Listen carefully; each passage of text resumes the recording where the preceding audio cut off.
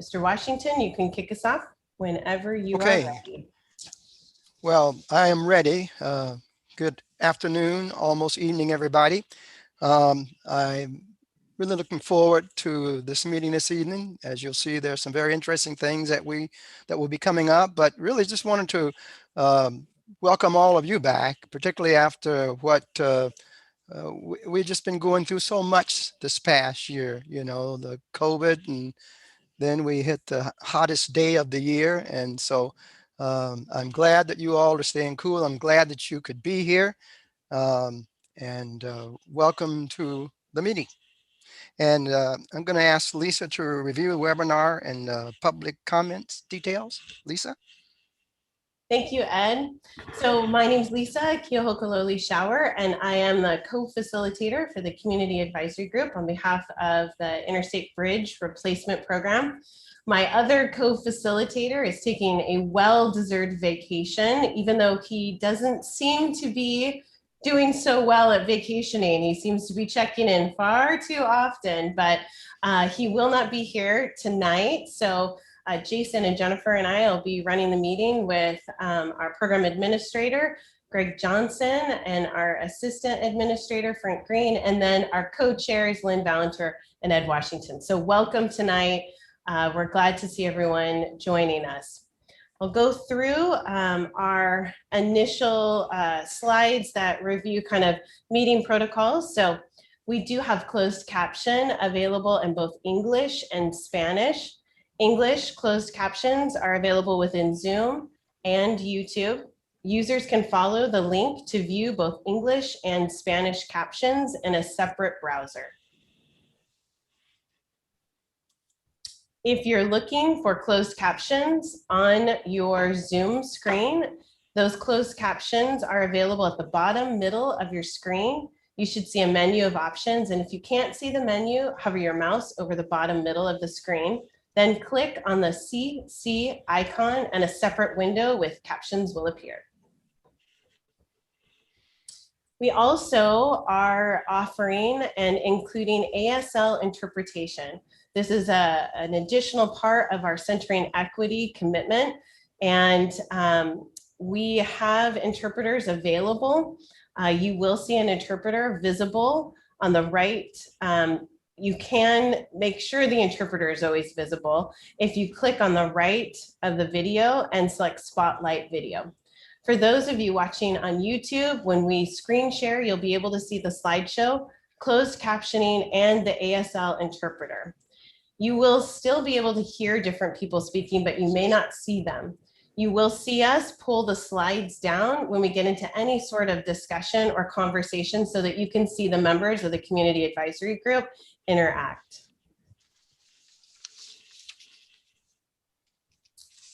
Our webinar participation tips, we appreciate you joining us today. You can join by audio with either your phone or your computer, generally not both. We encourage panelists to turn on your video. So any of our Community Advisory Group members that have the ability to turn on your video, we'd love to see you. Please go ahead and keep your audio on mute when you're not speaking. And if you experience any technical difficulties, please feel free to contact our program staff. Public input instructions. So we want to hear from our public. We have time allocated later in the meeting today, around 5:45 p.m. To dial in, you'll need to do so by phone. And you'll dial 1-669-900-6833. Our meeting ID is 993-5459-6043, passcode 674942. That sounds like so many numbers that we should be playing the lottery, but we will repeat those numbers as we get closer to the public input period. We just want to make sure our public that would like to provide feedback has those numbers in advance. You dial *9 when you're ready to raise your hand, and then you'll be asked to speak, and you'll dial *6 to unmute yourself. To submit comments after the meeting, we encourage anyone in the public, in the community, to go ahead and send an email at info@interstatebridge.org. Please make sure to include in the subject line if you'd like your email passed along to this community advisory group to include CAG Public Comment in the subject line.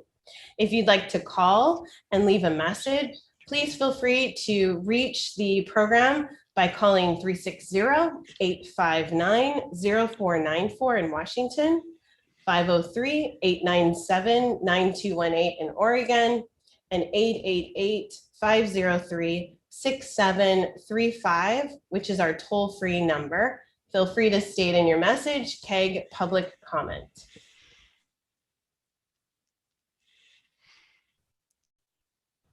Next slide.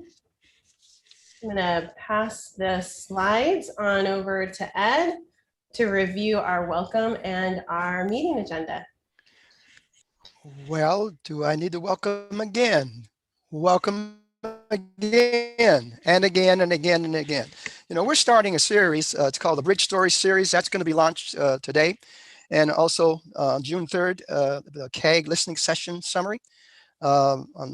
The fourth thing is the Interstate Bridge Solution Design Options. You're going to hear more about that and have a presentation on that. And then also we're going to be talking about, you'll be hearing about screening criteria and performance measures. And then what's next, public comments and wrap up for the meeting. So that is the meeting itinerary for today.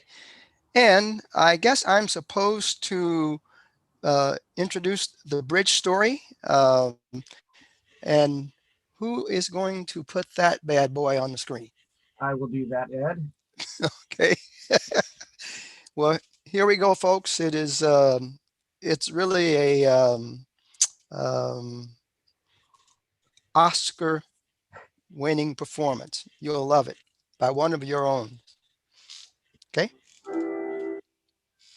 The bridge is such an important way of going from one place to another, obviously, but for me, it's really breaking down the border between Portland and Vancouver and also between Oregon and Washington and making it really expanding it. So it's, I'd say it's like the Twin Cities of the West.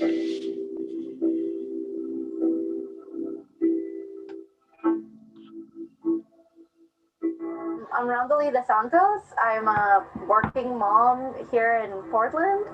I grew up in Mexico, and even though I'm not from the Pacific Northwest, I really feel at home here.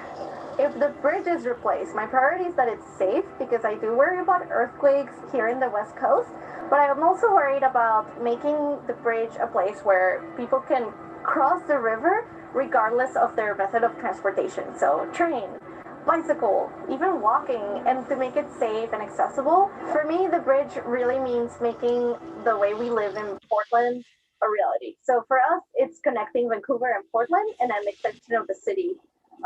We do a lot in Vancouver, even though we live in Northeast Portland, and it's creating that consistency between, you know, days when there's no traffic and days where there's a lot of traffic. So you know what to expect and you can enjoy both cities equally. And it's just that idea that each city can have its own personality, its own culture, its own features, but still be part of a similar community with no borders. I just love the idea of the cities being really blended and being able to share that.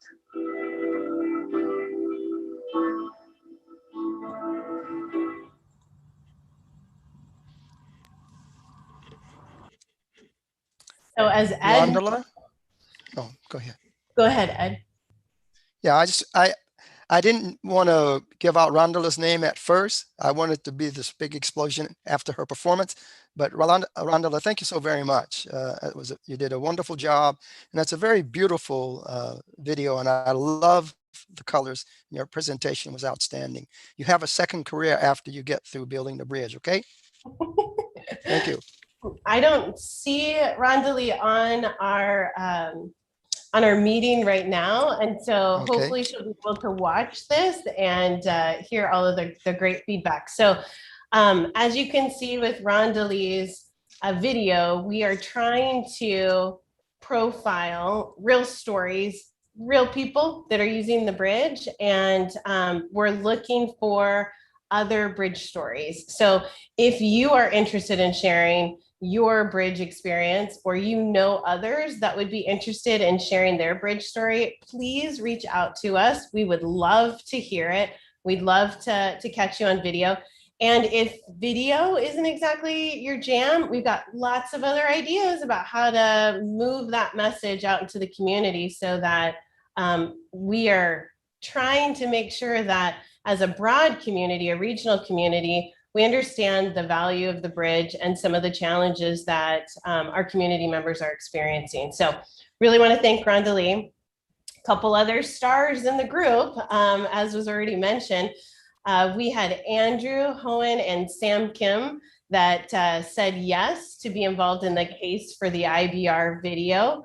It was so well done, and we've got such a tremendous digital team that are trying to kind of stitch all these stories together to ensure that our message is clear and consistent about the problems and the challenges that are experienced within this region with this infrastructure project, and how replacing the bridge can help bring our communities together. So thank you, Sam and Andrew. Really appreciate the two of you for your willingness to be on camera. And they too have smaller bridge stories that'll be coming out as well. So with that, I would like to pass it on over to our program administrator, Greg Johnson, just to give a bit of an overview in terms of what the program's been up to since our last meeting.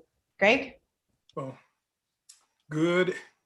It's evening where I'm at, so good afternoon, everybody. I am absolutely thrilled with where we are as a program. We have I tell folks we have a wind at our back. We've met with CAG, we've met with EAG, ESG, and the bi-state legislative group, and we have alignment on the direction we're going. So let me speak to you a little bit about that direction. So we have 4 pressing questions that we have to answer and that folks are clamoring for us to answer. So those questions are, number 1, are we going to totally replace the North Portland Harbor Bridge? That's probably the simplest of the questions. It's more of a technical issue, but it also will have impact on how the project is staged and how we move traffic during construction. The second issue is, will there be an interchange on Hayden Island directly, or will Hayden Island be accessed partially off of I-5, partially off of Marine Drive, or fully off of Marine Drive? So another key question that everybody wants to know. Third is, how many lanes are going to be across the bridge? We know there are 3 lanes to the north, 3 through lanes to the south. So we pretty much know there will be 3 through lanes on this bridge. But the issue is how many auxiliary lanes to operate this bridge appropriately, to take some of those merge weave movements and separate them from the through traffic. So the fourth question, and I saved the most controversial for last, is what is going to be the type of high capacity transit that goes across this bridge? Will it be bus rapid transit? Will it be light rail? Or will it be a combination of the two? So those 4 questions, our team, we're gathering data. We're going to be doing some deep dives, looking at long range land use models, planning. We're going to be gathering all of that data and doing that analysis, running models, and hopefully have answers for all of those 4 questions early in 2022. So we're hoping that come February or March that we will be bringing these issues to the community advisory group to say, here's where the program, here's where the data has led us, and be looking to you guys to give us advice on how to move those things forward and to take your comments on what the data, where it has led us to, and these key decisions that we have to make. So this is going to be a interesting time. If any of you who are of a certain age remember the old saying about I think it was a submarine movie, run silent, run deep. So we're going to be running deep. We won't be totally silent, but there will be folks that will be doing a lot of the tough engineering, the modeling, to look at our traffic numbers, to look at the impacts that all of these things will have on the overall community. And we'll be looking at these things in depth over the next 6 to 8 months. So that's where the program is headed. We have got the nod from all of our folks to say, yeah, let's move this thing forward. Let's start getting some of these answers sooner than later, and get this thing moving so we can take it to our federal partners for their reevaluation. So that's where the program is at. We've been more aggressive in our stance with the media, as well as talking to different elected officials. So we are making sure that we are defining the program rather than having the program defined by others. So hopefully you will see more things like the bridge story, the case for IBR. Hopefully all of you got a chance to see the video. We sent it out to the congressional offices once again, so we can define the IBR solution as we go forward rather than have others define it for us.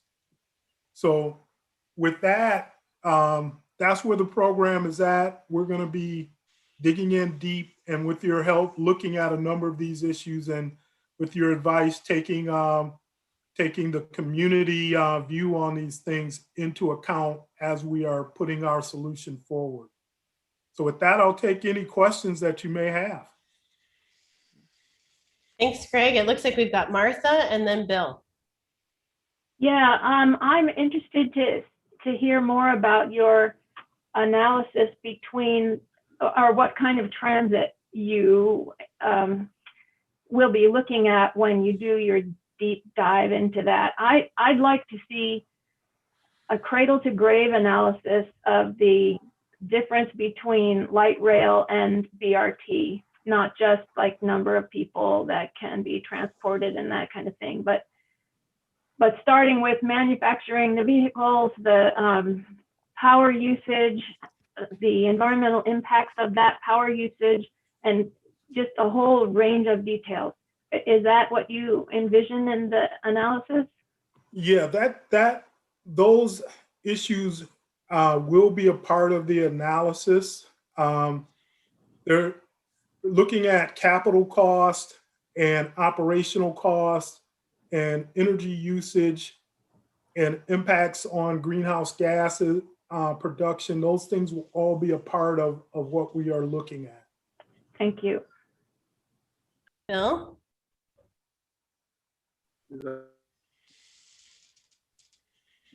Sorry about that. I had to unmute.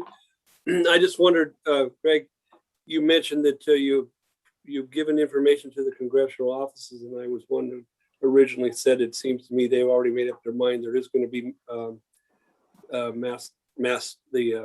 train going across the bridge. They've already made statements to that effect. Without light rail, it will not happen. From Bloom and Arrow, I believe.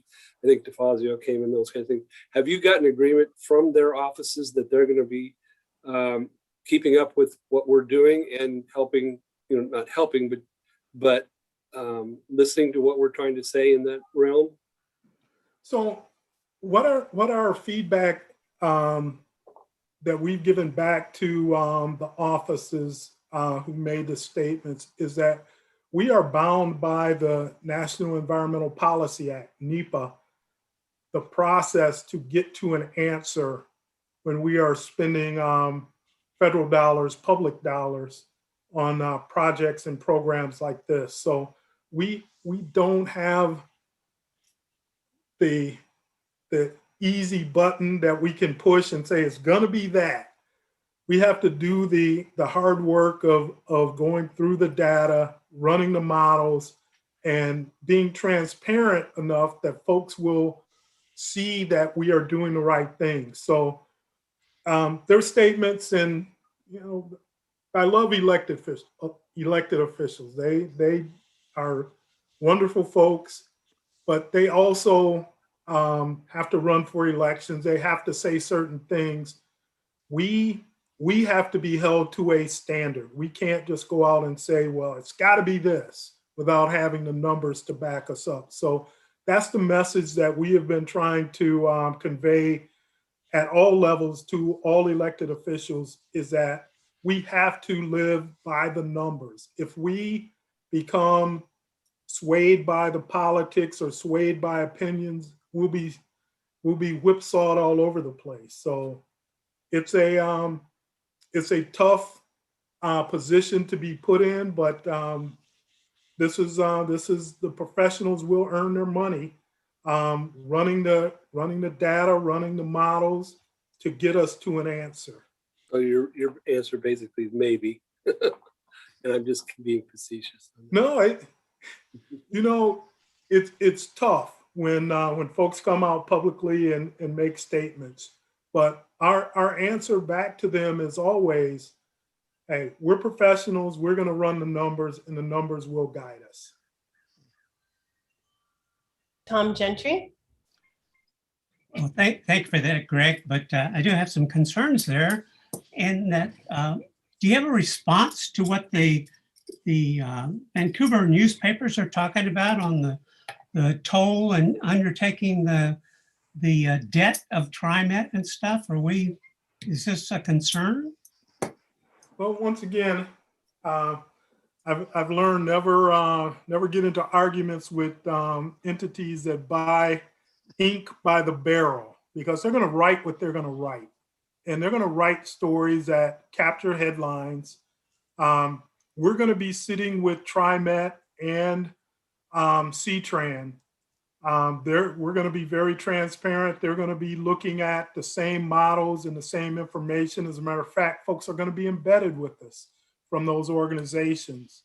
So the issue of debt, of assuming debt of another organization, I don't think that's a thing that IBR will be trying to negotiate. We're looking to build a bridge and a freeway system that will have a transit mode that goes across.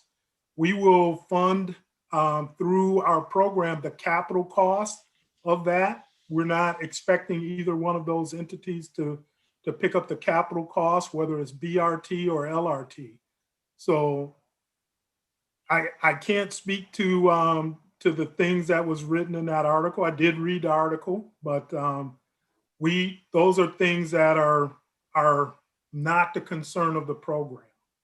Well, one other thing on that, Greg, were you given the information about them putting the supports under the pedestrian underpass there on Hayden Island for the bridge, and putting those 8 metal columns under there to support that? Putting 8 metal columns? They put 8 supports under that pedestrian walkway, under the bridge, under the underpass there by the DOT. No, I had not heard that. Yeah, there's 8 they've got them fenced off huge. And the other change is that new construction that's going there on Hayden Island appears now to be a Safeway. So I don't know whether that's going to make any differences for you as far as on ramps and off ramps or anything.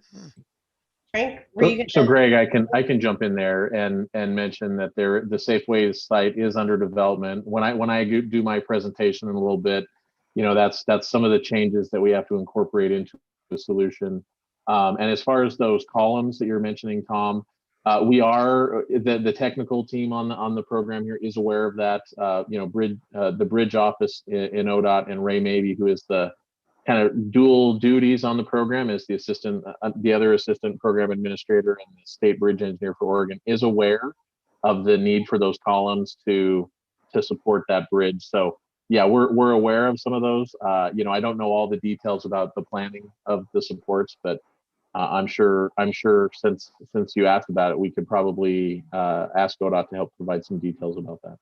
I let's don't do need a any follow-up. more information. Just I wanted to make sure y'all were aware of it because it seems like that could impact timing and things on different stuff. So thank you. Thanks, Tom. Let's go ahead and go to Irina and then Robin. And Martha, if you could follow up. We are outside of our time on this particular agenda item. And since you've already spoken, we'll give a couple other people the chance to speak, and then we'll catch up with you either later in the meeting or via email. Irina. Yeah, I attended the climate kind of like listening session, and interesting issue came up that I thought can satisfy our government officials, because one gentleman mentioned that we can run the public rail using different bridge, using rail bridge that Amtrak uses. And I'm like, okay, so we are talking that we are going to speak with TriMet and with the CTRAN, but maybe we need to talk to Amtrak and see if we can have a joint project and run the public light rail or public rail using their truck, and kind of like not involve this bridge for the public transportation. That's kind of like the idea that I heard, and I thought that that might be the solution that satisfies everybody. Thanks. So there's a lot of things to unpack in that idea. Light rail is a different, uses different sizes of rail separation, different, so running light rail on a heavy rail system is probably nothing that's going to work. And number two, we do not own that bridge. That is owned by BNSF. Mm-hmm. And once again, that bridge is actually older than the oldest of the two bridges that carry I-5. Where that lands is outside of where the center of population is for Vancouver. So you would have to run connections to it. So there's a lot of complications, and part of that is a part of the common sense alternative that has been put forward. And Frank is going to speak to that later in our presentation. But it sounds good, but there's a lot of complications to an idea like that. Thank you, Irina, and for attending the listening session. It was helpful to have you there. Robin. Greg, can you talk a little bit about funding and where you're at in those funding discussions? Are we going to get right up to 2025 before we know that we have funding, or when are we going to have some level of confidence that we're actually going to get money for this bridge? So, as you may know, the Washington legislature took up the issue in earnest this past session, and they are looking very closely at what is needed for this program, as well as the Oregon legislature. So what the timeline that we've given them, and the decision wasn't critical this year, it will be critical in 2023, 2024, because that's when we will be moving to, hopefully we will have a amended record of decision, and then we will be moving into buying right of way, looking at utility relocations, and beginning heavy design. So the commitments at that time will be key critical move this thing forward. So the legislatures on both sides of the river are aware of that timeline and have committed that they will have answers for us before then. Thank you. Great questions, really good feedback. And I think what we want to do next is transition over to Jason, who will go through a bit of a summary of what we heard at our last meeting with an opportunity to follow up on a few of the questions you had last time we met. Jason? Thanks, Lisa, and thank you everyone for your questions today, but also your participation just under a month ago. As you know, we spent about an hour listening to you guys give us reflections, and so we just wanted to let you know that we heard you, and we've taken the comments and we've put them into some categories, and I'm going to go pretty quickly through some high-level themes. You know, there was 24 of you that were at the meeting, and every single one of you provided a comment, so thank you. Of those 24 people, we synthesized 64 individual kind of comments and points, as well as a number of questions that we'll get to that Greg and Frank will kind of answer here just in a little bit, and you guys have kind of even repeated some of those even today.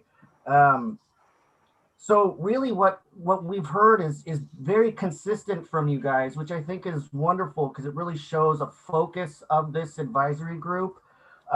We boiled it down to 5 major themes: client and environment, congestion relief, equity, sustainability, and anticipation of future needs, and then transit, freight, and data-driven decisions. You know, of those 5, 3 hit directly on what we've already identified as the 6 kind of transportation problem areas, which are directly addressed in the community values and priorities document, which you guys adopted by consensus. And the other 2 are things that we've spent a lot of time talking about as well. And the program is committed to centering climate and equity. So that really, you know, I think that shows a great focus by CAG and really tells the program exactly what you guys are interested in and focused on. So, you know, we heard lots about salmon and marine life protection, and multiple comments on lowering the environmental impact, as well as reduction of vehicle miles traveled and incentives for e-vehicles. And that is not just focused on environmental impact, that also focuses on the future, which was spoken about as well. Of course, congestion relief was a huge thing that we continue to hear, wanting to plan for it, having reliable commuter access, having it be resilient. And then as Greg hit upon earlier, we know that commuter lanes on both sides of the, both north and south is going to be very important. We heard from you on equity, improving neighborhood and community quality, the economic empowerment and job opportunity and community benefit. That was related to and access to equitable jobs is not just the construction, but also the maintenance and future needs of the bridge. We heard from you about sustainability and anticipating the future needs. Making sure it's functionally earthquake resilient was hit upon many times. And then again, also, you know, we heard from you that you don't want to see us back here in 20 years. We don't want to have to go through this process again. So make sure it's adaptable, and we really do plan for 100 years. And then finally, we heard about transit, freight, and data-driven decisions. And as Greg hit on that, the program is certainly committed to using data to make the decisions going forward. We also heard that very consistently, you guys want to see community agreement when decisions are made. And that kind of goes back to where is the work that you guys are doing seen throughout the program. And a number of you also just expressed your thanks and appreciation for being on the group being part of CAG, being part of this process. And, you know, we had some comments that as you guys stick together and focus on the charge of CAG, then it can be very impactful. So, you know, thank you again for all your comments. We want to let you know that this is not the last time we're going to hear from you, or we'll ask to hear from you.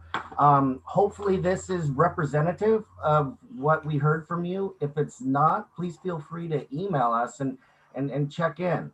And then my next slide, and I'll ask Greg and Frank, I'll throw these up, but maybe pull them down and put them back up as we go through the questions so you can see them. But also we'll ask Greg and Frank to help me out on, here are also questions we heard from you in June.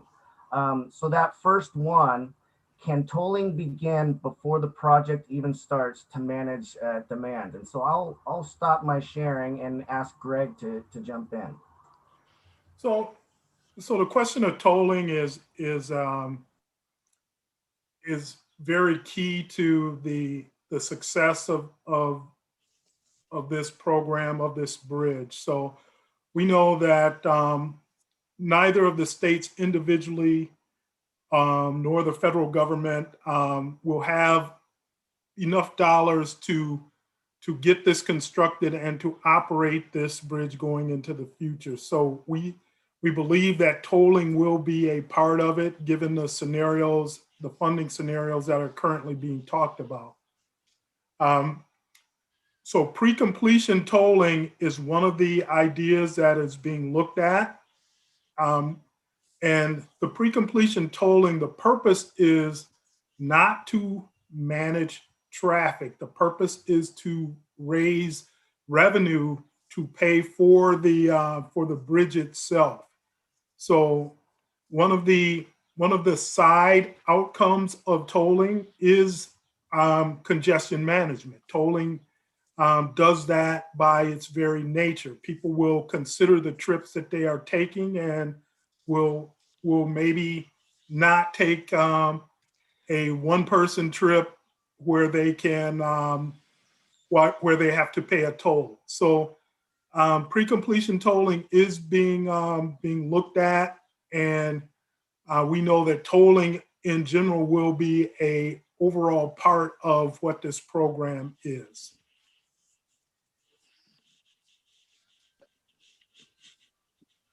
Thank you, Greg. And let me just get this. So the second question that we heard from you is about the public comment, and what is the follow-up to public comments by the IBR program? And Frank? Absolutely. Thank you, Jason.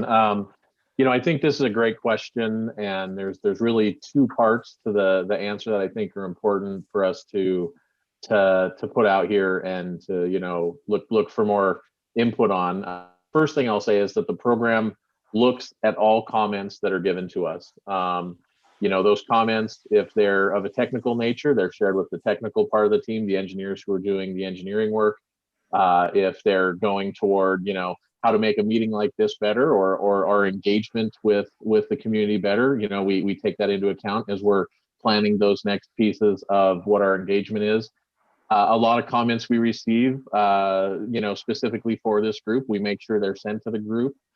If there are members who aren't present here during the meeting, we definitely try to reach out and connect with those members to make sure that they're kept up to speed with what's going on. But you know, if a question is asked in those comments, we do respond to all the questions. Some questions take a little bit longer to respond to based on the complexity of what they're asking. But you know, we also have several sections of our website that, you know, if we're consistently getting a similar question, you'll see it maybe pop up in our frequently asked questions part of our website. So that's kind of one of the real first parts of how we respond to comments is making sure that the team members who are doing the specific work that comment may address, gets to see that comment. You know, the second part of public comments are, you know, solutions or ideas or alternatives, as Greg had alluded to, that may be brought up, and will the program, you know, look at those seriously, you know, review those. We will say that a lot of ideas that we hear, Greg alluded to the common sense alternative or a third bridge alternative. Those ideas have been vetted as a potential solution for the I-5 bridge, in previous planning work. And, we're not saying that looking at a third bridge isn't something the region should look at as a bigger region and as a bigger system. But, it's been found through previous planning and understanding what the need for this program is, which is aging infrastructure along I-5 and a bridge that has several deficiencies when it comes to safety, seismic, congestion, and the people who use it to try to move, people and goods across it. Third corridors or alternate bridge locations don't address all of those needs that we have here. They really don't get to the core of replacing this aging infrastructure. And so part of that understanding of seeing that these frequently asked questions get asked has added another section to our website called the myths and facts. And so I encourage, if people haven't seen it, to go there and look at that. One of the things that I want to make, abundantly clear is that as an engineer, a bridge somewhere else or a tunnel, we're not saying that those aren't infeasible ways to cross a body of water. We're just saying for this program, those ideas don't really connect. We're doing some work, as Greg said, with the engineering to develop, a series of memos or responses based on the work that had previously been done in planning and our understanding of what's going on now, to really try to add those to our answers, as we move forward. And so we're taking in that comment, we're doing some work on it, and recognizing, does it meet the purpose and need that we're charged with as far as replacing this bridge? So with that, I'll turn it back over to you, Jason. Thank you, Frank. And our third kind of set of questions is all around our congressional engagement. And Greg, you hit on this a little bit earlier. So, what is the plan? What will the decisions be that CAG can weigh in on versus not? And in the impact of elected officials. If you could hit on that. Well, and I'd like to say that the language in these questions are taken verbatim for how they were asked last week. So I'll take the last one, about the role of elected officials and are they a hurdle? And elected officials in projects like this are eminently our partners. They have to be on board with us for us to get this funded. So we're not looking at them as enemies or as hurdles, but as partners that we need to make sure they understand what this program is about and how it's moving forward. So we're talking, we're having a constant dialogue with our elected officials outside of the bi-state. We have just recently met with several different elected officials. So this is something that we do not want to get to the last step in the process and have somebody raise their hand and say, whoa, go back to step 6. I don't know what you did there. So we're going to be constantly giving them updates and taking questions from them, so there's no confusion as to what we're hearing from the community and what the technical data is telling us. So the question about how will CAG impact decisions? So both the community advisory group as well as the equity advisory group are important aspects. This is how we connect with the community. You were chosen to represent either your organization as a community-based organization or as individuals to represent where you live, where you work, where you play. So your viewpoint is tremendously important.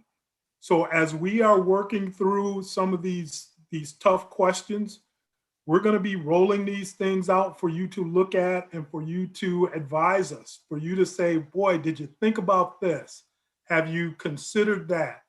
So the nature of advisory groups is not to come up with the final answer, but it is to look at solutions and give us your community view of those solutions. So it's a tremendously important role. We take it tremendously serious. So this is something that we're going to be looking to you guys to ask those tough questions of us, because if you don't ask them, someone else will ask them down the line.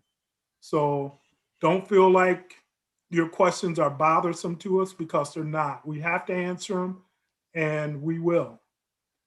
And Jason, if you could remind me what the first of those questions. It said, what is the plan? Oh, for congressional engagement. Yeah. So once again, we had some Congress people who were interviewed in different media outlets weighed in and said, well, it's got to be this or it's got to be that. And it goes back to the point, as a program, we have to look at data. We have to follow the NEPA process. We can't shortcut it. We can't say, well, that answer is obvious and that's where we're going. No, we have to make sure that we are held to a higher standard.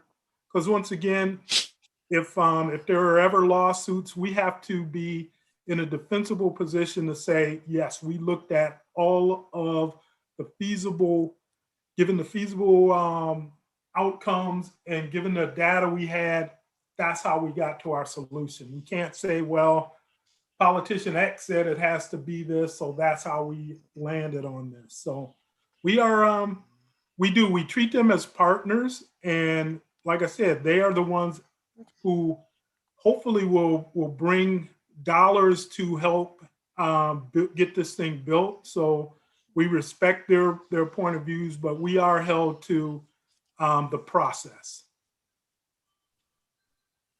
Thanks, Greg. Tom, I see that your hand's up and that you have a question. I want to mention kind of where we're headed next is into design details. And I suspect that folks are going to be interested in some of those details, and that may create some additional questions too. So Tom, did you have a question regarding this section on the summary from the last listening session?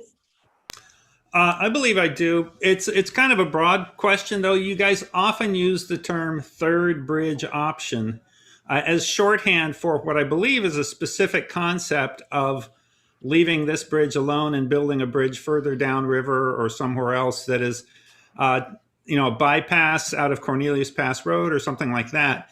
I just want to be clear to myself that when you say the third bridge option is not part of this consideration, you're not referring to the concept of a local access bridge to Hayden Island from Marine Drive, but that is, and that local access bridge is still part of the consideration package. Yeah. So yes. Tom, go ahead. Sorry, Greg. That access to Hayden Island is a key critical issue of this program. Right now, I-5 is the only access to Hayden Island. So if that access gets moved, that is not considered a third bridge corridor. This is still in the I-5 corridor. So we are definitely going to look at that as a possibility, as a issue of concern. Great. Okay. Lynn? Thank you, Greg, for your responses. Thank you, Frank, also for yours. And then one of the moments we've been waiting for, which is for Assistant Administrator Frank Green to walk us through some of the design options and solutions. And so this is a moment we've all been waiting for. So Frank, take it away. Thank you, Lynn. And before I get going, I'd like to preface this by this isn't going to be a one like today only discussion.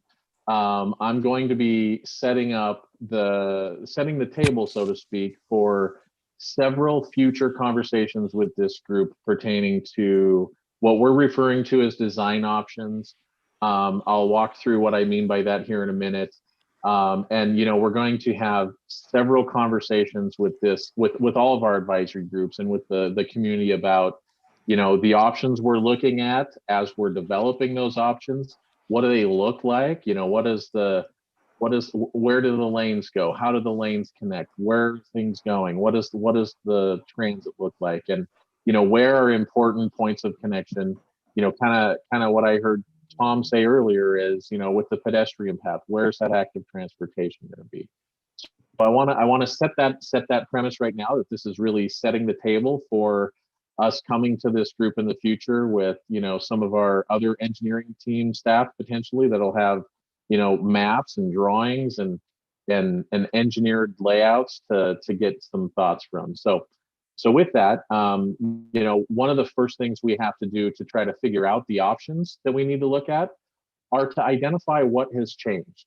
One of the charges this program was given when we started back up was looking to reuse the good planning work that had happened previously that this region had done, starting in the late 90s with the trade and transportation and the freight mobility studies, and moving through the work that had looked at replacing this bridge before.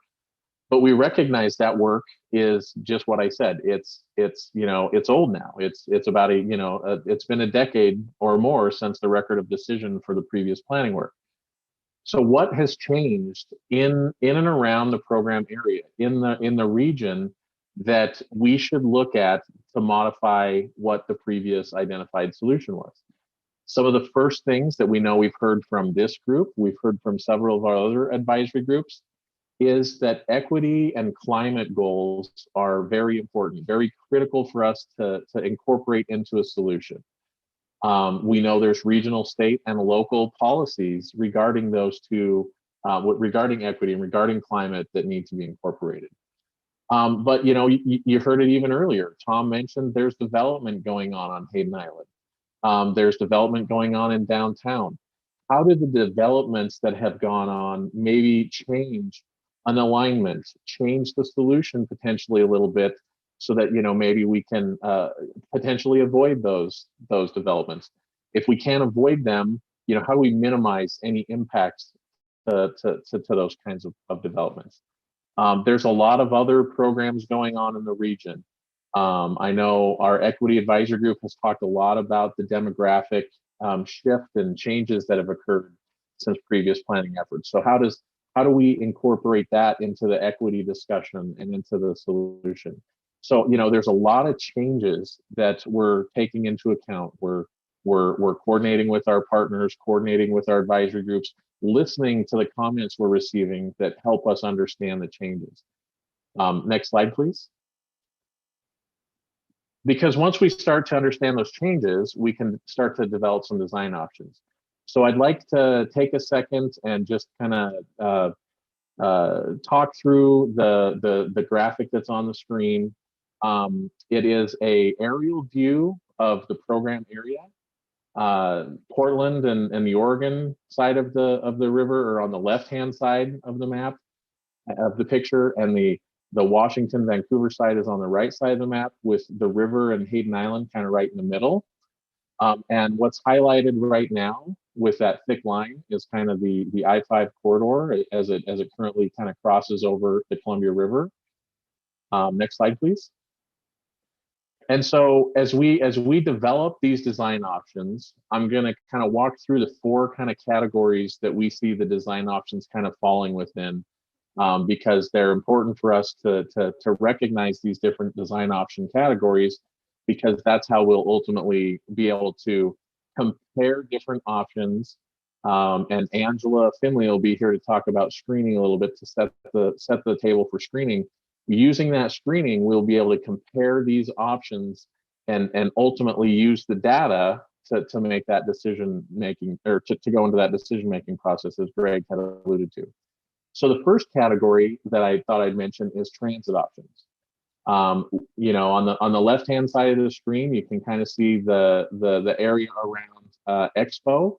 That is currently where TriMet's Max terminates its service, is right there at the Expo station. On the Washington side, C-Tran is running their BRT service, the Vine, and it pretty much comes right to the river through downtown Vancouver. So currently there is no across river high capacity transit service. And as Greg had mentioned, you know, the program is going to look at several design options to see, you know, what does extension of light rail across the river into Vancouver look like. You know, the previous program, had some work that extended it there, but developments have occurred. So how does that change the potential extension of like Max into Vancouver, and what's the data that we get from that? The other thing we'll be looking at is, you know, what does potentially an extension of the Vine into, you know, across the river into Hayden Island, into Marine Drive look like? Does it connect at Expo? Does it connect on Hayden Island? What does it look like to potentially extend BRT across the river as well? Or is there a combination of both that will help maximize the transit options? So, you know, as I mentioned, in future meetings, we'll be coming with some maps that start to lay out what some of these extensions may be able to look like. What does it look like to extend a mode across the river? Next slide, please. Another key thing to look at is, you know, I think Greg had alluded to it, but, you know, there's interchanges and connection points to I-5 that are critical here within the program area. Starting on the left-hand side, you know, with Marine Drive, that's one of the primary connections for I-5 to the Port of Portland.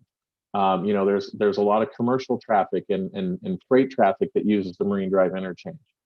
Hayden Island, as Greg had mentioned, is currently the only access point to Hayden Island. So when I-5 is congested, you know, getting on and off the island is also then going to take a long time, because you're waiting on I-5 to be able to get onto the freeway and off the island. So that discussion about a local connection, can it be combined potentially with transit? Is there a local connection even if we're still having an interchange on the island? I think those are design options that, you know, are definitely going to be looked at and discussed. On the Washington side, we've got the SR14 interchange. That is, you know, it's a connection to one of the state routes in Washington, but it's also the city center exit and the first kind of off ramp and connection to the newly developed waterfront and a lot of the work that's going on there.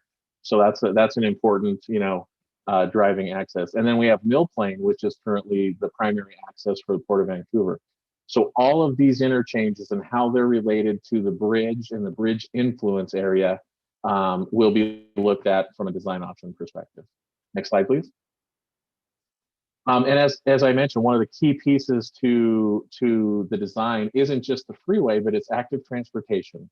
How can people bike, roll, or walk throughout the program area? If the option is to get from one side of the river to the other, providing choices is critical.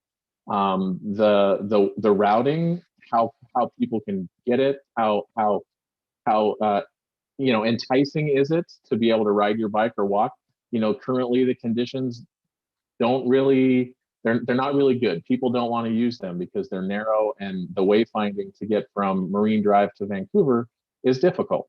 So how can we integrate design options that make it a more you know, suitable and friendly environment for people to walk, bike, or roll? Next slide. And then, of course, you know, there's the discussion about a replacement bridge. You know, we've talked about several things in the past. You know, there's questions about how high should a bridge be to not impede or impact the use of the river. What's the bridge type? You know, there's a lot of discussion about, you know, with the configuration we're trying to look at with the multimodal, with highway, transit, active transportation. You know, what's the best type of bridge to be able to provide, you know, the clearance that we're looking at? The configuration or number of lanes is part of the discussion as well. How many lanes, you know, should be on here to provide the congestion support, the multimodal support, as well as being able to handle, some of the issues that are caused with safety with the closely spaced interchanges. And then, as Greg had alluded to, tolling. We know that tolling has long since been a funding mechanism for mega programs such as this. This bridge has been tolled both times in the past, when the first one was built, and then when the second one was built. And so tolling, to fund this program is going to be a reality from a revenue needed to build it perspective. But how does that tolling work? How does it look? How does it connect with the other tolling programs that are going on in the region? Those are important things for us to coordinate and work on so that we can get feedback from, our advisory groups and the public. And so with that, that's the level of setting the table that we wanted to kind of give everyone the understanding of what our design options will be looking at. And I think, Lisa, if we have a few minutes, we can probably take a couple of questions, if that's okay. Yeah, I think that sounds great, Frank. We're running a little behind our agenda, but this is important information. So does anyone have a couple questions for Frank?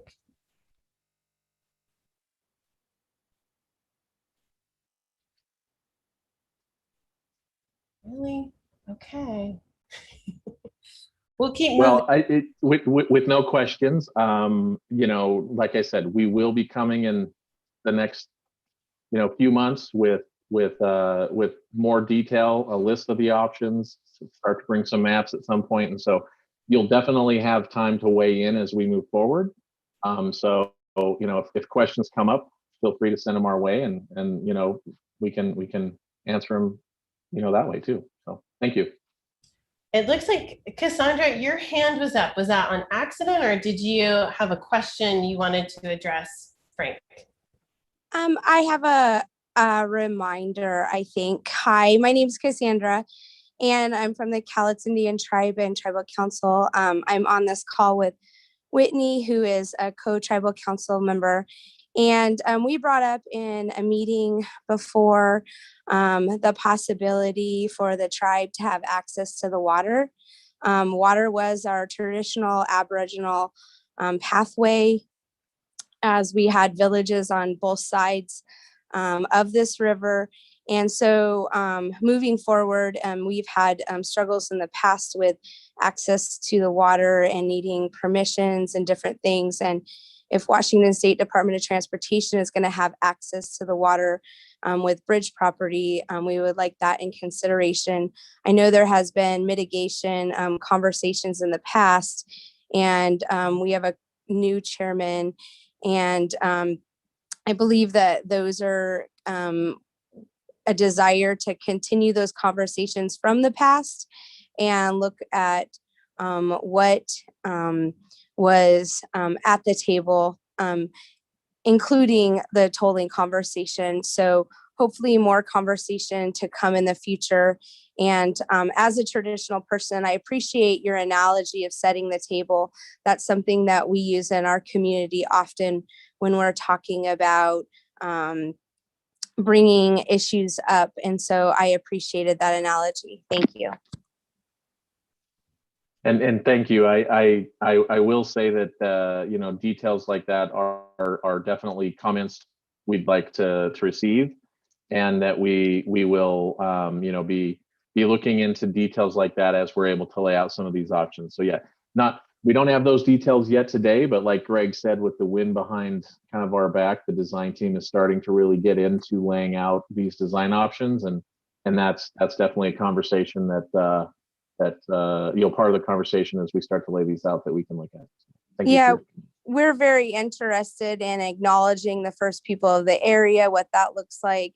We're interested in the design. I know in the past there was design that mimicked or mirrored some basket weave, which is something that's traditional for our people, and then people on the other side of the river, and some of those different things. So appreciate the work that everyone is doing. and appreciate you taking time and giving us the space for conversation. Thank you. Thank you, Cassandra. Great feedback. Jeffrey, you had your hand raised. Thanks. Good afternoon. I just want to put in a quick suggestion rather than a question. And it may be a conversation for later, but as we talk about tolling, I appreciate the importance of, discerning longevity when it comes to, funding considerations and so forth. But I hope as the conversation develops around tolling, that there's a serious consideration for elements of equity. Not everybody is going to be able to afford tolls in the same way, but there's going to be people who really rely on that bridge for their livelihoods and maybe to see family or whatever it is, but they may not have the ability to afford tolls. So I know we've got all sorts of different tolling models across the country, just north of us in Washington and so forth, but I hope there's some serious consideration for that factor. Yes, thank you for that comment. I know that's it's not the first time we've heard that, and it is definitely something that we'll be considering as we start to work on tolling models and work into the tolling discussion. So yeah, that's a good comment. Thank you. So if I can weigh in on that also, the IBR team will not be the entity that sets tolls. It will be in Washington, the Washington State Transportation Commission is the tolling authority for the state.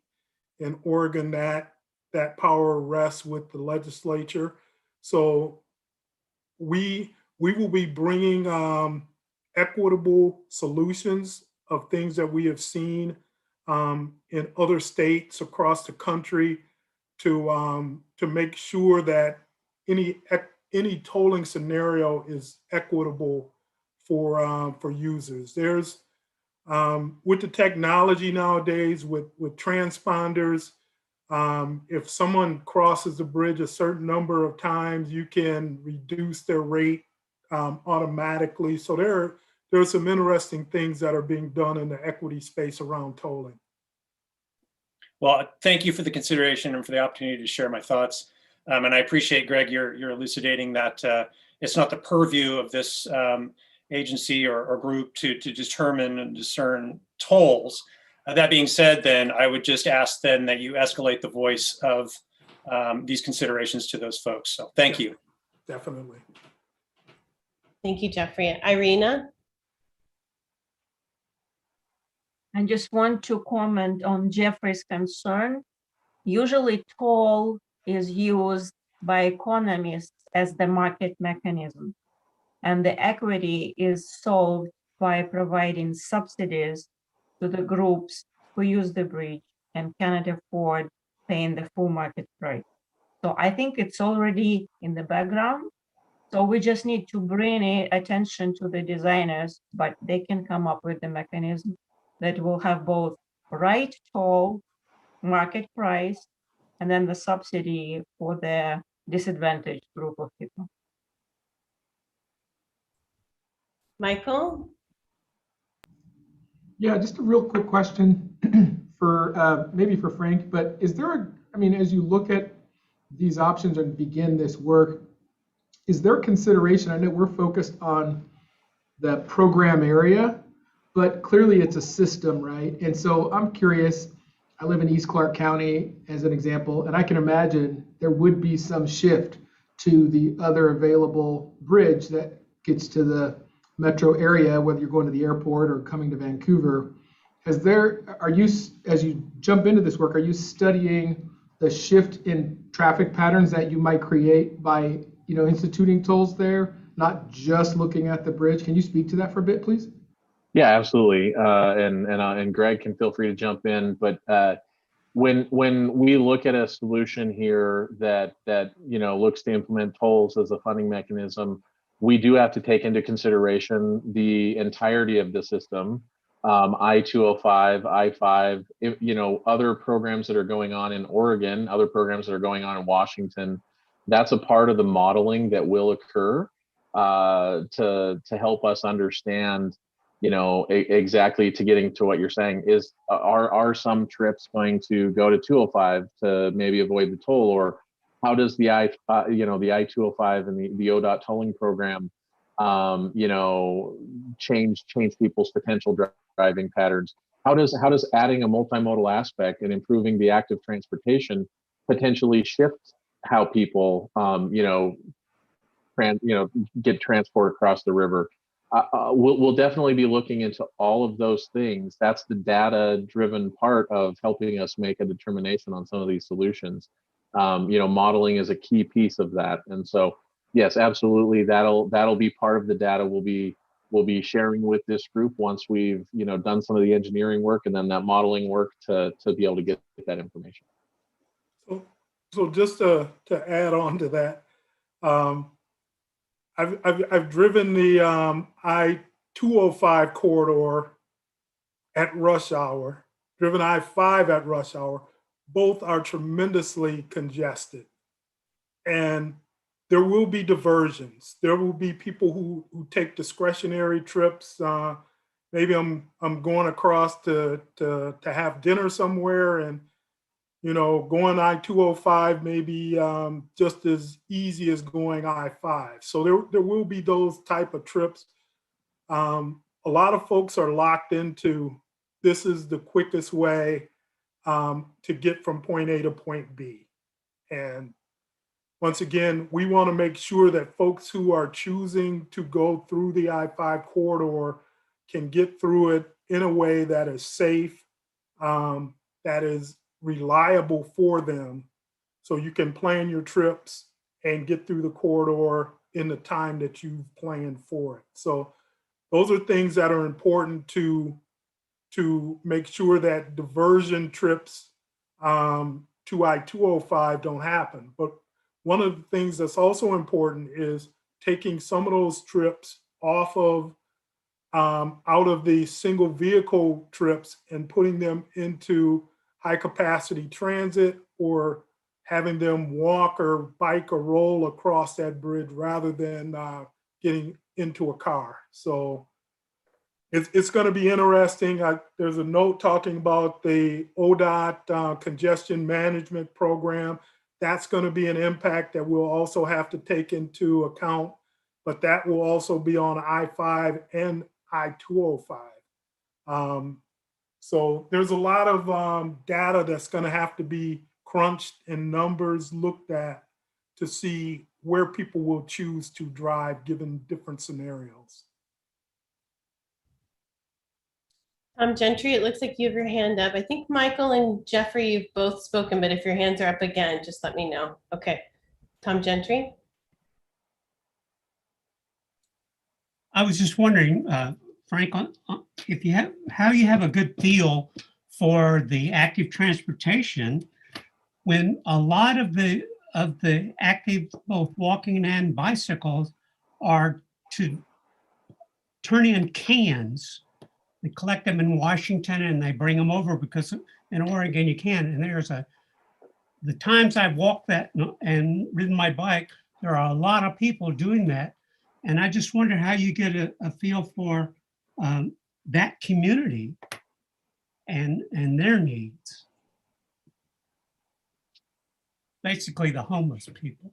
That's an interesting question. You know, I do know as we're designing our active transportation, you know, part of the program, we're looking at, you know, providing more space than obviously currently is there today. Today it's 4.5 feet wide. You know, we're going to be working with our advisory groups, working with this group, working with our partners to really determine what does, you know, a good usable active transportation space look like, you know, that allows people to bike, walk, roll, you know, maybe get a good view of, we've heard people say we want a good view of the water and Mount Hood as you're going across the facility. So, you know, we're going to take things like that into consideration about, you know, what does the width look like? How do people get up and onto it and over it? You know, we don't have those details yet, but that's an interesting comment that, you know, I think we'll make sure we can think about as we're designing that. To make it short there, I'm wondering how you find out about that group of people, since nobody really represents them, yet they come back and forth all the time. I think, are you speaking to the community engagement and outreach strategy for the houseless community? Did I hear that's what your question is about? Those will be probably the most important of them, but it's the people who come from Washington to Portland in order to turn in cans and all.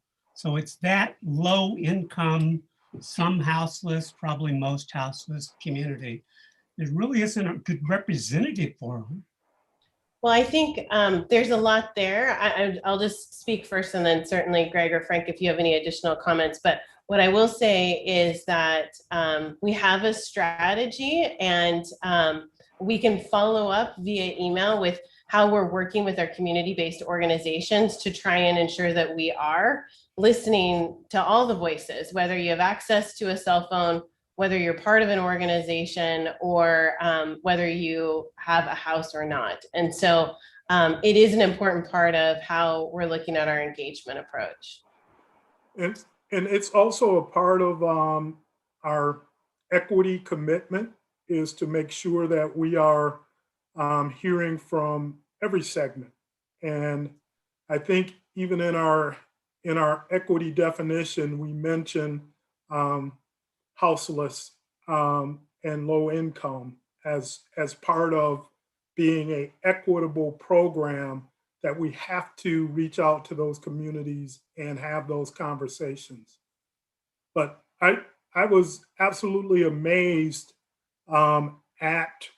I've seen some of those folks transporting bags of cans on bicycles. And number one, I don't know how they do it, but it is something that we will definitely have to, it's a reality of the circumstances of having returnables in Oregon and not in Washington. So we'll have to make sure that we do accommodate that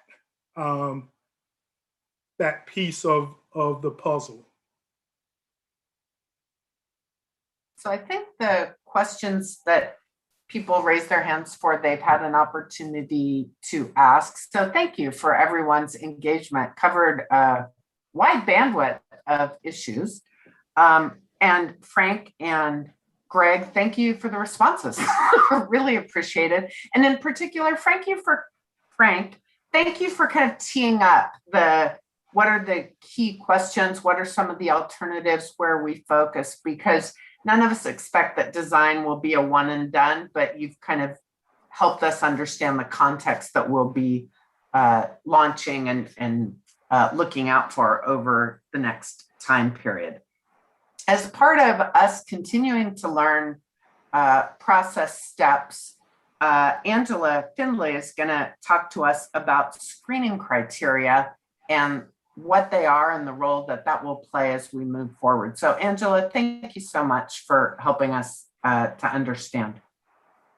Yeah, of course. And thank you, Lynn. I'm glad to be here this evening. As both Lynn and Frank mentioned, the screening criteria and performance measures do go hand in hand with the work that'll be ongoing with developing design options. First of all, I'd like to start out with making sure that we understand several definitions, because we do use a little bit of different terms here. So one of the first set of terms that we talk about are design options, but you also hear about alternatives and the IBR solution. And we do differentiate between design options and an alternative. A design option is a specific element of an alternative, and we can consider it on its own and in relation to other components. And that's illustrated on this slide with these small boxes, whereas an alternative is a combination of many of the design options that, when packaged together, will address the identified needs that we have defined for the project. we go to the next slide. The other definitions that I'd like to talk about are program outcomes, program level performance measures, and design option screening criteria. So I'm going to start kind of big picture first, and that's our program outcomes. And these are measurable accomplishments that we want to achieve for the entire IBR program. So that's kind of big picture goals and outcomes. We also, whoops, thank you.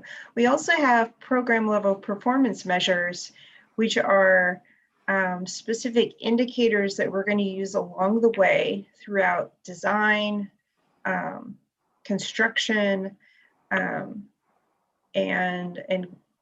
operation of the program to make sure that we make progress on those outcomes. Design option screening criteria are what we're going to be looking at mostly for the remainder of this year and possibly a little bit into 2022. And this is the screening criteria that we're going to be using on those smaller elements of an alternative.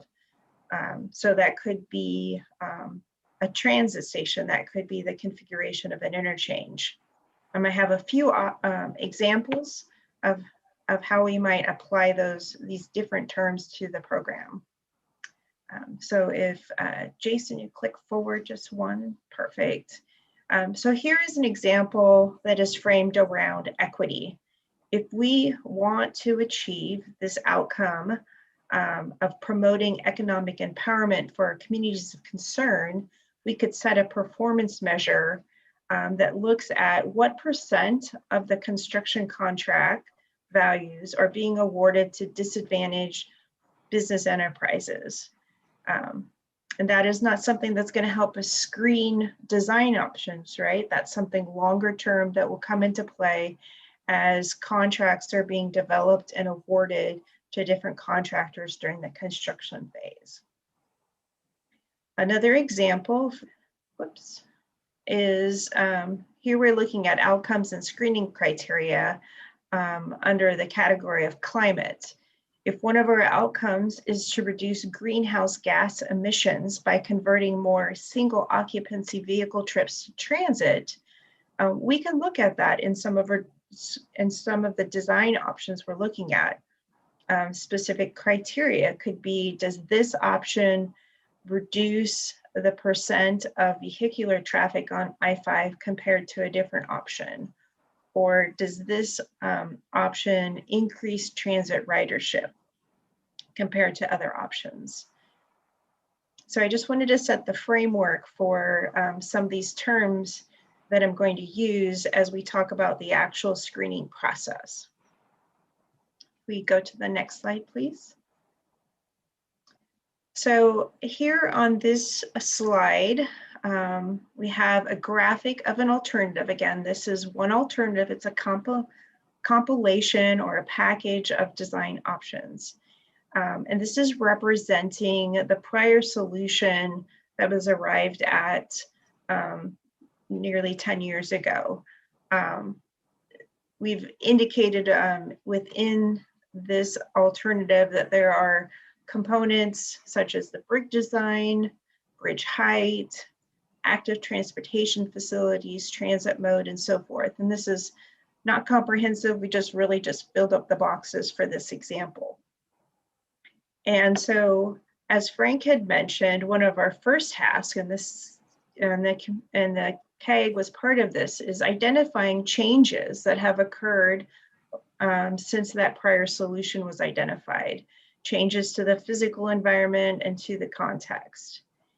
And so when we understand those changes, if we could just click one more on the slides, what we move into then is design option development and screening. If we identify that one of the components has changed or the context has changed around it, and we want to look at, is there a way to minimize impacts that are now arising from that prior solution?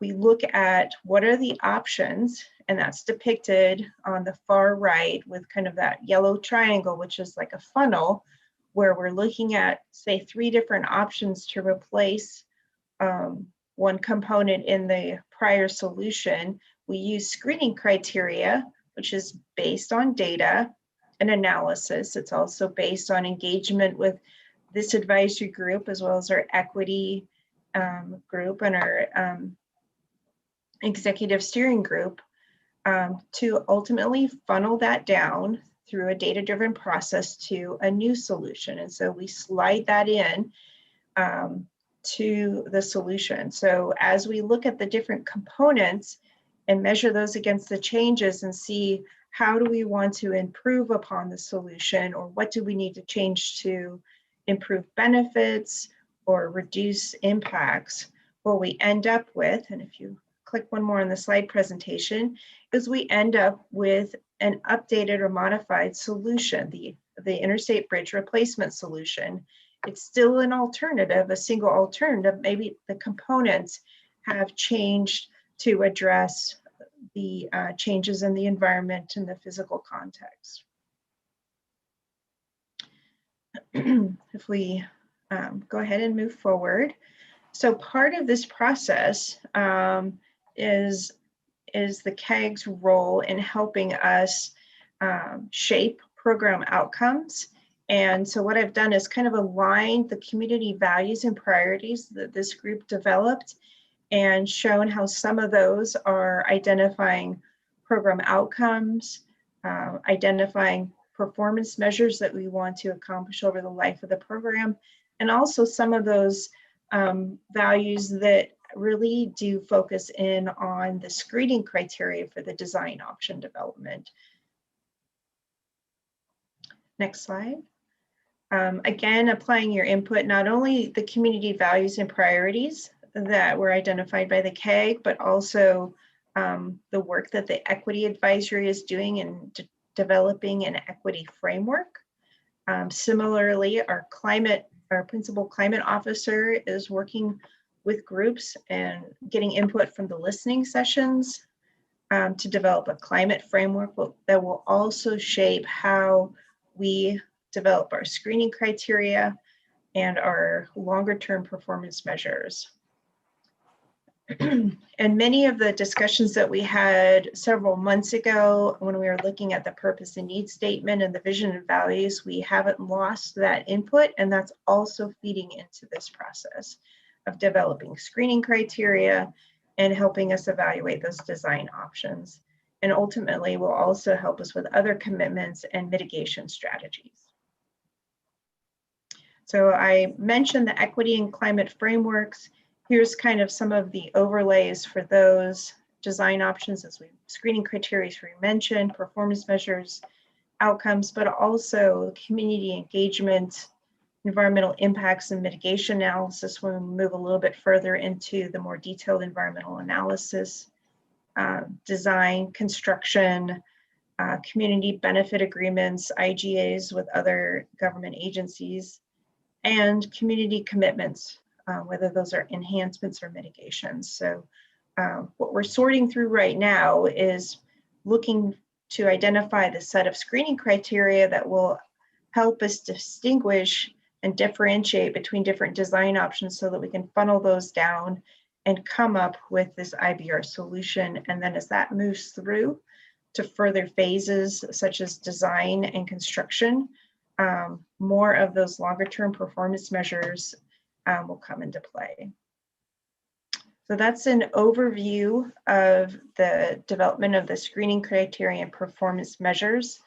And Jason or Lisa, if we have a little bit of time, I'm happy to answer any questions that people may have. Absolutely. It's a lot of information. We're trying to weave in design options, screening criteria, so that it's an understandable path forward. What questions does the Community Advisory Group have?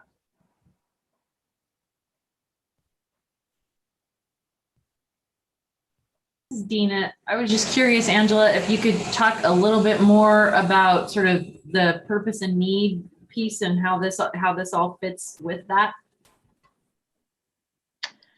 Right. So the purpose and need is often the first step in screening when you're looking at alternatives. And here we are starting with an alternative, but any solution that we come up with always has to show that it passes that purpose and need screening, which is really kind of a pass-fail. So it's been a while, but we did identify 6 different need statements ranging from congestion and public transportation, freight mobility, active transportation, safety, and I'm missing, seismic, of course, seismic vulnerability. Those are basic needs that need to be addressed by this project. So that's always kind of a first step in making sure that those needs are being addressed. But oftentimes we're getting down to the nuances in what is meeting the community's outcome or desired outcomes in making the smaller design refinements to support whether it's active transportation or better connection between transit stations and folks who are depending on that transit for their mobility.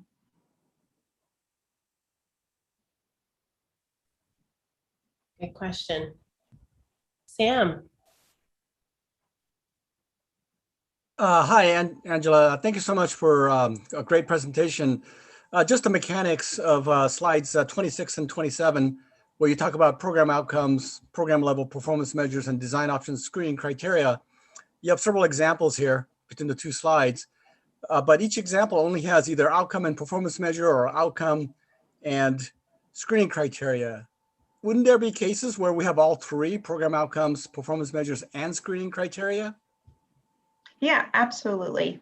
Those are just examples to kind of provide a little bit of reality to these definitions. But certainly for equity, you could also have, you have an outcome, you have a performance measures, but you could also have screening criteria in terms of making sure that there is access between where those communities live or work and to the mode of transportation that they use to go from one point to another.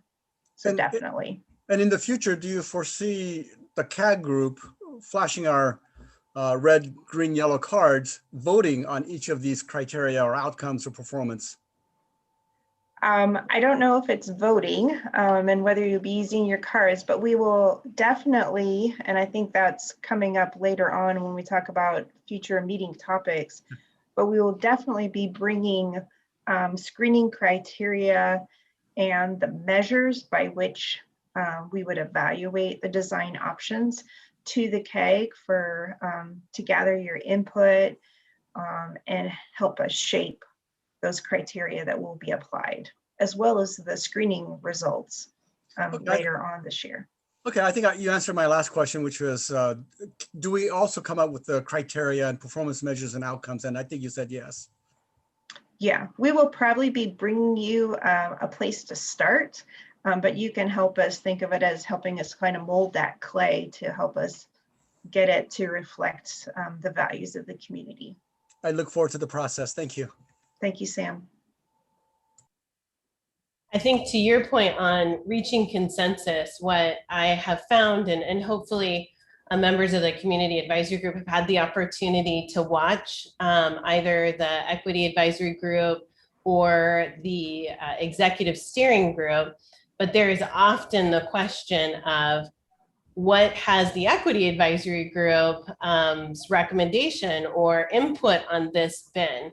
And so the more that we can ensure that the program and all of the advisory groups have the opportunity to participate as it moves through that process, the more reflective of where the community is and the more possible we can achieve this replacement bridge. So it's some of the details on how we do that we're still working through to make sure that you have the right information at the right time. And we're hoping that some of this pre-work that we're sending, some of the additional resources help you to each show up with a little bit more understanding, because we're getting into more of those technical details, which is where I think we've wanted to be. So thank you, Angela. Any other questions or comments? Lisa, this is Ed Washington. I have a comment.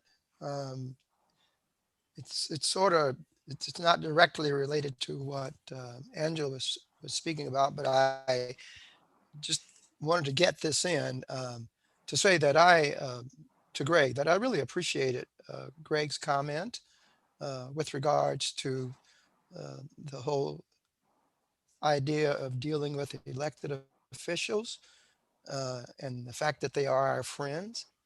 And I hope that this is the appropriate time. I just want to say that based on my own experience of working with elected officials when I was a Metro councilor, we really do want them. They are our friends, because when we go to do any of the things that we want to get done, that's going to have to go through Congress. And many times the elected official from your particular district or your particular state may not be the one that really casts the vote for something that you really need.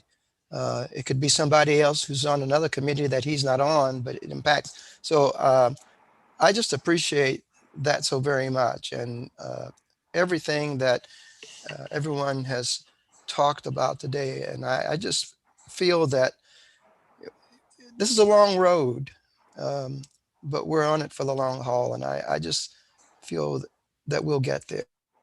And I just want to thank everybody for all of their input and your support today. Okay. I hope that this was a time that I could say it, but Absolutely. say it when I get the chance. No, we always want to hear from you, Ed. So thank you. And I think kind of help bookend that conversation in a meaningful way. So we appreciate that. And Angela, thank you. This is technical. And we do use these terms in ways that some of us may be familiar with, but I would venture most of us are not familiar with the definitions that you walked us through. So thank you for that. Again, giving us a chance to absorb before we move on to the next step of application. And with that, yay, what's next? Next slide. The executive steering group will be meeting in July for a 2-hour meeting from 10 to noon, and the equity advisory group on July 19th from 5:30 to 7:30. And our next meeting, which is August 5th, advance notice, we're taking a deeper dive into the climate framework presentation, which is exciting, and we've been looking forward to a little more depth in that discussion. And then Jake will be presenting with the equity framework. And then finally, we will be talking with more substance and detail about screening criteria. So August 5th, 4 to 6 p.m. Please make sure that you have it on your calendar. And I just want to say we, meaning the program team and all of our volunteers, we apologize for an August meeting, but this work is important. And as much as possible, we want to give everyone time to have an opportunity to kind of seek first to understand and then to weigh in. And so we're continuing to meet through the summer. And then we have, I don't know if we have this on the next slide or not. Jason is, I'm guessing not. So then our next 2 meetings are September 2nd and October 7th. With that, I think it's now time for public comment. So Lisa, will you be overseeing that opportunity? I will. I just checked with Jennifer and it doesn't sound as though we have anyone signed up to speak.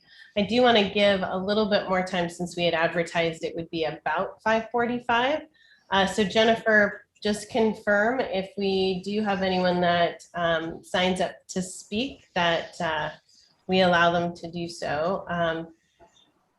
You're going to speak up right now, Jennifer. Yeah, I was just confirming. I don't see anyone in the waiting room right now, but I will let you know if I hear differently. Why don't we go ahead and do the comment instructions so that folks can be ready, and then we'll pause for a minute. So again, I read these instructions earlier in the meeting, but I want to reiterate, if you'd like to make a verbal comment, please call via phone 1-669-900-6833 or 1-408-638-0968. Our meeting ID is 993-5459-6043. Passcode 674942. Just dial *9 to raise your hand, and the facilitator, I will call on you. I'm the facilitator. I'll call on you and ask for you to provide comments. Go ahead and dial *6 to unmute yourself.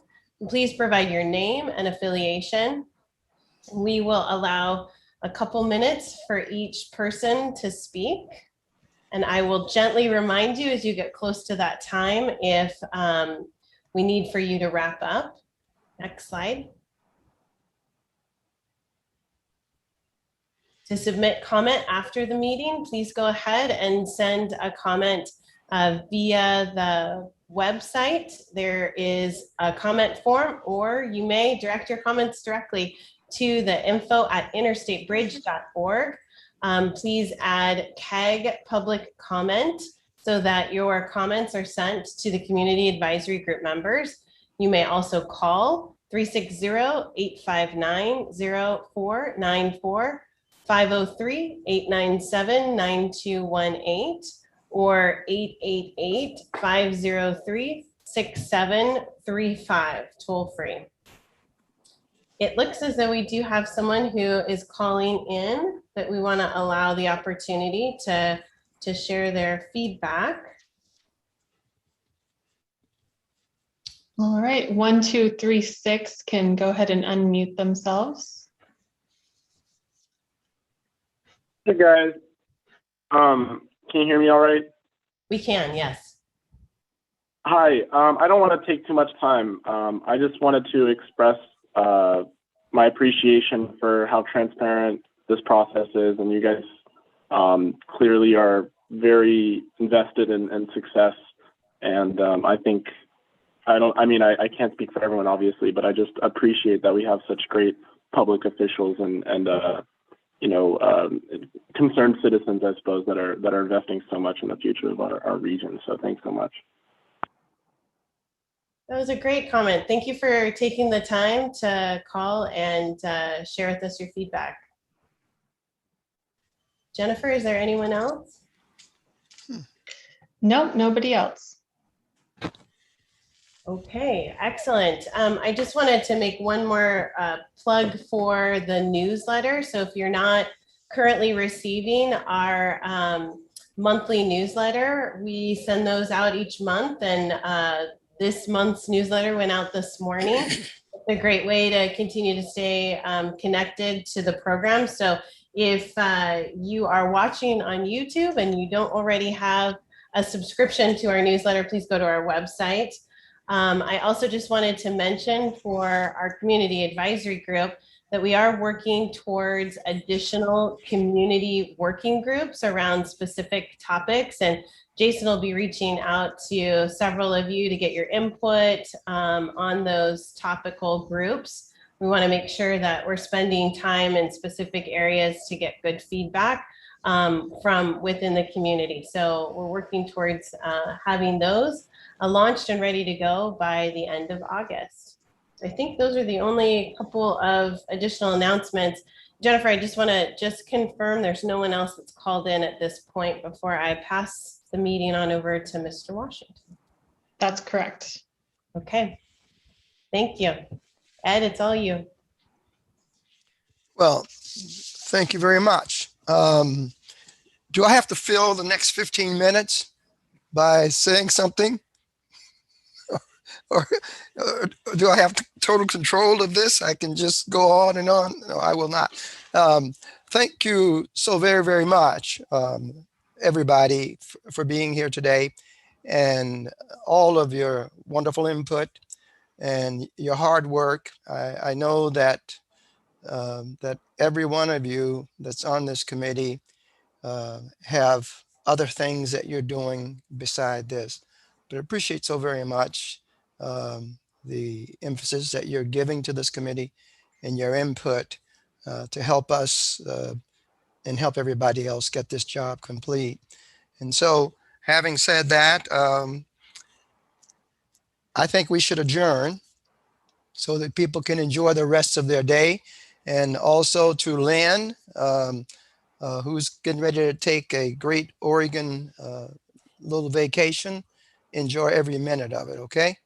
And to the rest of you, if you're going on vacations or whatever, enjoy every minute of it. And let us all do everything we can to keep 116 degrees away from this state. So have a wonderful evening. And again, thank you very, very much. Bye-bye. Thank you, everyone. Bye. Good night, all. Bye-bye. Right. Good night.